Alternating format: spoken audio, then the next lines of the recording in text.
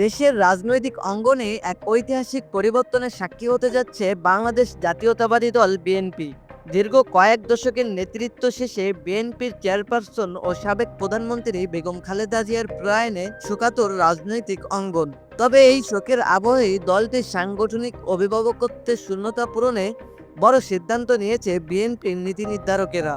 অবশেষে পূর্ণ হলো বিএনপির শীর্ষ পদ। দলটির নতুন চেয়ারম্যান হিসেবে আনুষ্ঠানিকভাবে দায়িত্ব গ্রহণ করেছেন এতদিন ভারপ্রাপ্ত চেয়ারম্যান হিসেবে দায়িত্ব পালন করা তারেক রহমান।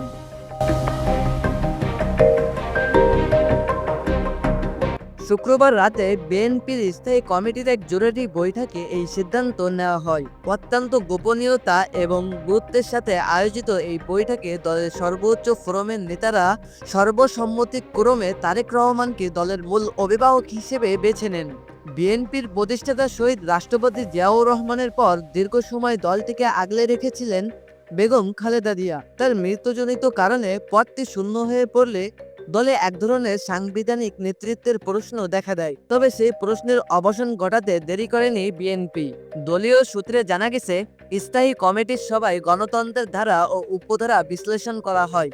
সেখানে স্পষ্ট বলা হয়েছে, চেয়ারপারসনের অনুপস্থিতিতে বা পদ শূন্য হলে পরবর্তী নেতৃত্বের নির্বাচন কিভাবে হবে সেই নিয়ম অনুসরণ করেই সবাই উপস্থিত সকল সদস্যের সম্মতিতে তারেক রহমানকে ভারপ্রাপ্ত তকমা সরিয়ে পূর্ণাঙ্গ চেয়ারম্যান হিসেবে ঘোষণা করা হয়। বৈঠক শেষে দেওয়া এক আনুষ্ঠানিক বিরতিতে জানানো হয়, জাতীয় স্থায়ী কমিটির এই সভা তারেক রহমানের নেতৃত্বে দলের ঐক্য ও সংহতি আরও জোরদার করার অঙ্গীকার করেছে।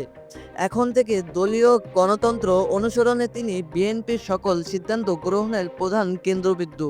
তারেক রহমান 2008 সাল থেকে লন্ডনে অবস্থান করলেও দলের প্রতিটি সংকটময় সময় ভার্চুয়ালি নেতৃত্ব দিয়ে আসছিলেন। 2018 সালে বেগম খালেদা জিয়া কারাগারে যাওয়ার পর থেকেই তিনি ভারপ্রাপ্ত চেয়ারম্যান হিসেবে দায়িত্ব সামলেছেন। কিন্তু এবারের দায়িত্ব ভিন্ন, কারণ এখন তিনি আর ভারপ্রাপ্ত নন, বরং দলের পূর্ণাঙ্গ সাংবিধানিক প্রধান। রাজনৈতিক বিশ্লেষকরা মনে করছেন, তারেক রহমানের এই আনুষ্ঠানিক অভিষেক বিএনপির তৃণমূলে নতুন প্রাণের সঞ্চার করবে। দীর্ঘদিনের নেতৃত্বের ধারাবাহিকতা বজায় রাখা এবং আগামী দিনের চ্যালেঞ্জ মোকাবেলায় এই সিদ্ধান্ত দলটির একটি বড় টার্নিং পয়েন্ট হতে পারে। বেগম খালেদা জিয়ার আদর্শকে ধারণ করে তারেক রহমানের নেতৃত্বে বিএনপির রাজপথে রাজনীতিতে কতটা সফল হয় সেটাই এখন দেখার বিষয়। তবে দেশজুড়ে থাকা দলটির লক্ষ লক্ষ নেতাকর্মী যে এই সিদ্ধান্তে নতুন করে উজ্জীবিত তা বলার অপেক্ষা রাখে না। রাজনীতির এই পালাবদল বাংলাদেশের গণতন্ত্রের গতিপথে কি প্রভাব ফেলে তা জানতে আমাদের সাথেই থাকুন। ধন্যবাদ। আসসালামু আলাইকুম ওয়া রাহমাতুল্লাহ।